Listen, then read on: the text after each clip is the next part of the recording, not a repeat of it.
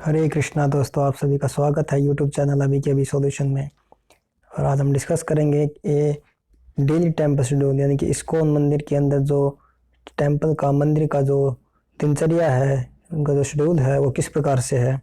कितने बजे वो सुबह उठते हैं, आरती वगैरह करते हैं, और आप कह सकते हैं कि मेडिटेशन करना, प्रसादम पाना, सब मैंने काफ़ी रिसर्च के बाद इस शेड्यूल को ढूंढा है। अलग अलग जगह पर अलग अलग शेड्यूल थोड़ा है, लेकिन ये जो शेड्यूल है ये भारत में, क्योंकि जो शेड्यूल होता है वो देश काल और परिस्थिति के अनुसार थोड़ा अलग हो सकता है। जैसे प्रसादम की थोड़ी व्यवस्था अलग अलग हो सकती है, लेकिन ये जो शेड्यूल है भारत के हिसाब से मैं आपको बता रहा हूँ, क्योंकि इसमें सूरज जो है जिस हिसाब से सुबह उगता है, शाम को लेट छिपता है, वो उसके हिसाब से ये एडजस्ट किया गया है। अलग अलग देशों में कहीं पर सूरज थोड़ा लेट उगता है, तो सूरज जितना लेट होता है उतनी जल्दी अस्त भी हो जाता है। तो वहाँ पर काल और परिस्थिति के अनुसार समय अलग अलग हो सकता है। तो जो भी जिस अक्षांश देशांतर के, यानी कर्क रेखा के अनुसार उसके आसपास के जो एरिया होते हैं, जैसे भारत हो गया, इसके पैरेलल में जो भी देश होंगे उसके अंदर ये शेड्यूल एप्लीकेबल हो सकता है। तो हम देखते हैं, स्टार्ट करते हैं कि किस प्रकार से कब वो उठते हैं। तो मंदिर का शेड्यूल स्टार्ट होता है 3 बजे से 4:30 बजे। 3 बजे स्टार्ट होता है। जो 3 बजे 4:30 बजे तक सभी भक्त लोग उठ जाते हैं, फ्रेश होते हैं और रेडी हो जाते हैं भगवान की मंगल आरती के लिए। जिसमें जो पुजारी लोग हैं वो थोड़ा जल्दी उठते हैं, 3 बजे उठ जाते हैं, क्योंकि उनकी थोड़ी सेवाएं रहती हैं अर्चा वगैरह के लिए, और इस प्रकार से उनकी सेवाएं चलती रहती हैं। ये 3 से 4:30 बजे रेडी होना। 4:30 से 4:50 AM के बीच में सब मंदिरों में, भारत के लगभग सभी मंदिरों में मंगल आरती स्टार्ट हो जाती है। और 4:50 से 5 AM के बीच में नरसिम्हा आरती। ये टाइम थोड़ा आगे पीछे हो सकता है, लेकिन कभी भी आप इस शेड्यूल के आसपास कहीं जाओगे तो आपको यही चीज़ें आपको वहाँ मंदिर में आपको मिलेंगी। 5 से 5:10 AM के आसपास तुलसी आरती चलती है, और इसके बाद 5:10 से 5 मिनट के लिए वो शिक्षाष्टकम, और जब मेडिटेशन से पहले भगवान के नाम जप अपराध जो होते हैं उसके बारे में थोड़ा उच्चारण करते हैं। उसके बाद जब स्टार्ट कर देते हैं, यानी कि जप मेडिटेशन। ये जप मेडिटेशन इस्कॉन मंदिर में भगवान के नामों का जप किया जाता है। हरे कृष्ण कृष्ण कृष्ण हरे हरे, हरे राम राम राम हरे हरे। यानी कि भगवान के नामों के उच्चारण के ऊपर ध्यान केंद्रित किया जाता है, जो कलयुग में बताया गया है इस्कॉन मंदिर के हिसाब से। जो वैदिक संस्कृति का जो निचोड़ जो बताया गया है, उसमें बताया गया है कि इस कलयुग में हरिनाम ही उपचार है। और जैसे आपने देखा होगा आसपास, वैसे कई लोग जो इसी समय में कुछ लोग प्राणायाम, साधना, योग सभी इसी समय करते हैं मैक्सिमम लोगों का, क्योंकि ब्रह्म मुहूर्त का समय यही आसपास का होता है। उस समय हमें सबसे ज़्यादा भगवान के नामों का उच्चारण करना चाहिए, मेडिटेशन करना चाहिए। तो ये 5:15 से लेकर 7:15 बजे तक, यानी कि 2 घंटे के आसपास जब मेडिटेशन चलता है। वैसे तो 16 माला का इसमें जब मेडिटेशन किया जाता है। एक माला में 108 मणि होते हैं, हर मणि पर एक पूरा मंत्र बोला जाता है। तो वैसे तो मैक्सिमम भक्तों का 1.5 से 1.5 घंटे के आसपास सबका जब पूरा हो जाता है 16 माला। फिर भी किसी का जो थोड़ा सा स्लो करते हैं, थोड़ा सा करते हैं, तो उसमें आधे घंटे का गैप हो जाता है। तो मैक्सिमम टाइम जो जो लग सकता है उसमें, जो नॉर्मल तरीके से अगर हम जब करते हैं नॉर्मल स्पीड में, तो 2 घंटे का इसमें समय लग जाता है। और 7:15 बजे तक ये जब मेडिटेशन पूरा हो जाता है। इसके बाद सभी भक्त लोग भगवान का श्रृंगार करने, इसमें भक्त लोग को श्रृंगार करके उसके दर्शनार्थी भगवान करते हैं। मंगल आरती में जो भगवान के दर्शन होते हैं उसके अंदर क्या होता है कि जो भगवान, ये जो मंगल आरती है इसके अंदर भगवान के जो दर्शन होते हैं वो जैसे भगवान सुबह उठते हैं वो दर्शन होते हैं। भगवान वस्त्र वही पहने होते हैं जो सोते हुए उठते हैं। और ये जो श्रृंगार आरती है इसमें भगवान को बिल्कुल फ्रेश श्रृंगार होता है, जो सुबह जैसे हम नहा धो करके जाते हैं ना, उस प्रकार से भगवान का श्रृंगार इसमें होता है। भगवान उसमें नई ड्रेस में आपको दिखाई देंगे। तो इसके बाद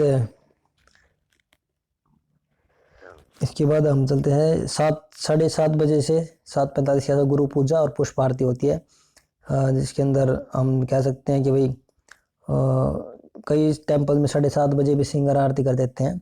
ये थोड़ा बहुत आगे पीछे होता है, ज़्यादा नहीं है, 5 मिनट 10 मिनट के गैप रहता है। बाकी मैक्सिमम यही सब में आप देखेंगे तो मैच हो जाएगा।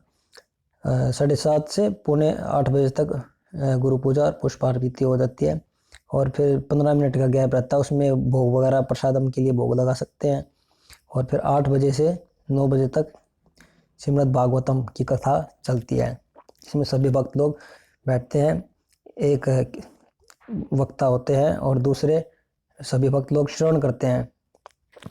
तो इनमें से भागवतम कथा होने के बाद सभी भक्त लोग फिर मॉर्निंग प्रसादम के लिए 9 से 10 बजे तक मॉर्निंग प्रसादम करते हैं, और 10 बजे से 12:30 बजे तक सभी लोग, कुछ जो ब्रह्मचारी है उनको पढ़ते हैं, किताबी पुस्तकें, प्रभुपाद जी की पुस्तकें पढ़ते हैं, या फिर जिनकी जो सेवाएं होती है, सफाई या फिर और भी कोई टेम्पल की सर्विसेज होती हैं, उसमें इन्वॉल्व हो जाते हैं।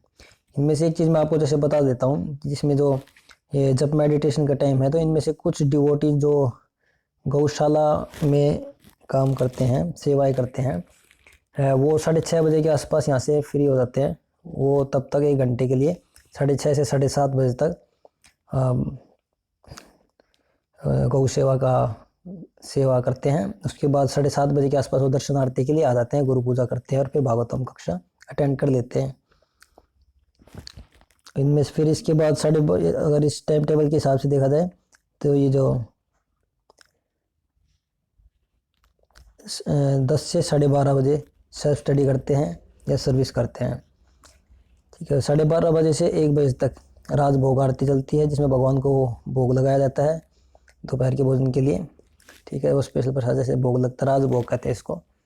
और 1 बजे से 4 बजे फिर टेम्पल बंद रहता है। किसी भी मंदिर में आप जाएंगे तो दोपहर में भगवान इसमें आराम करते हैं, और उसी समय फिर सभी डिवोटीज पढ़ते हैं कुछ, और कोई जो बाकी सेवाएं अकाउंट्स की और बाकी तो बहुत सारी सेवाएं हैं मंदिर की, वो चलती रहती हैं। इसके बाद अगर हम चलें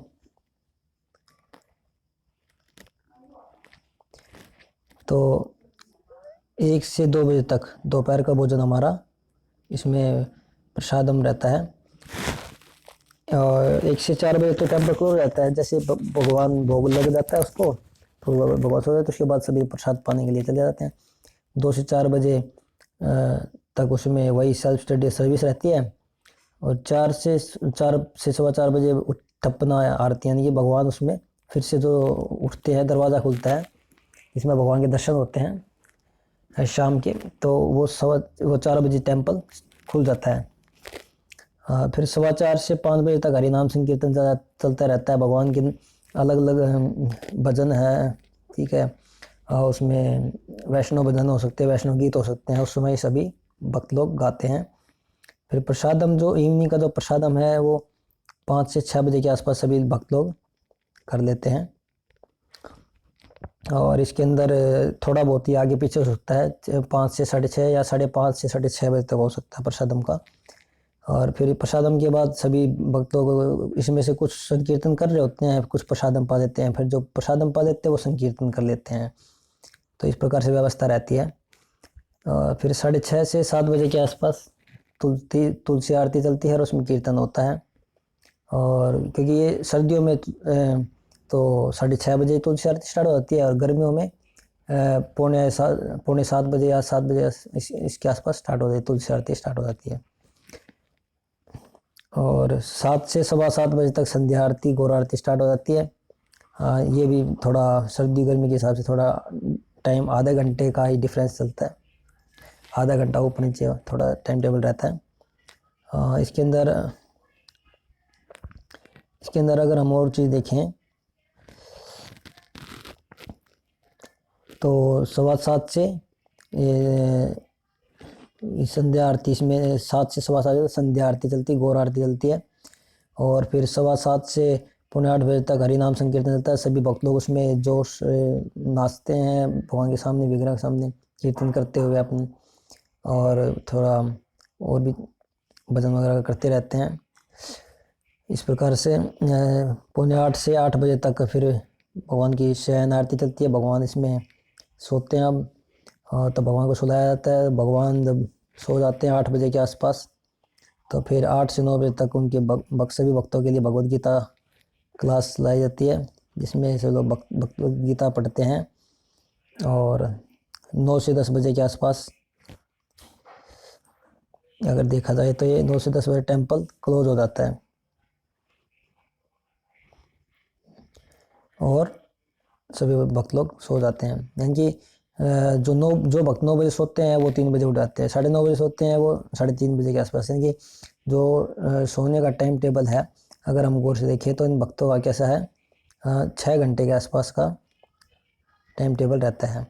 अगर आप थोड़ा सा और जोर से ध्यान से देखिएगा, ये पूरा टाइम टेबल मैं आपके सामने बिल्कुल एक हाईलाइट के रूप में आ रहा हूँ। आप इसका स्क्रीनशॉट भी आप ले सकते हैं, ठीक है। इसके टाइम टेबल के हिसाब से आप अपने डेली टाइम को भी मैनेज कर सकते हैं। किस प्रकार से आप अपना जॉब के साथ करना चाहते हैं, उसके लिए मैं आप एक नेक्स्ट वीडियो बनाऊंगा, जिसमें मटेरियल वर्क विद स्पिरिचुअल, यानी कि भौतिक और आध्यात्मिक को साथ कैसे लेकर के हम ये क्रिया का ये भजन कर सकते हैं। आध्यात्मिक जीवन को हम कैसे भौतिक जीवन के साथ पैरेलल में लेके चल सकते हैं। तो ये जो शेड्यूल है, ये सिर्फ ये बताने के लिए बताया गया है कि मंदिर के अंदर ये शेड्यूल रहता है। आप इस प्रकार से इसमें अगर आप अपने दिनचर्या के अंदर कुछ अपडेशन करना चाहते हैं तो इस हिसाब से आप अपना अपडेशन कर सकते हैं। तो अब तक के इस वीडियो में हम इतना ही बताया है, daily temple schedule for ISKCON मंदिर, यानी कि अंतर्राष्ट्रीय कृष्ण भावनामृत संघ। तो नेक्स्ट वीडियो हम जल्दी लेके आएंगे। तब तक के लिए दोस्तों, हरे कृष्णा।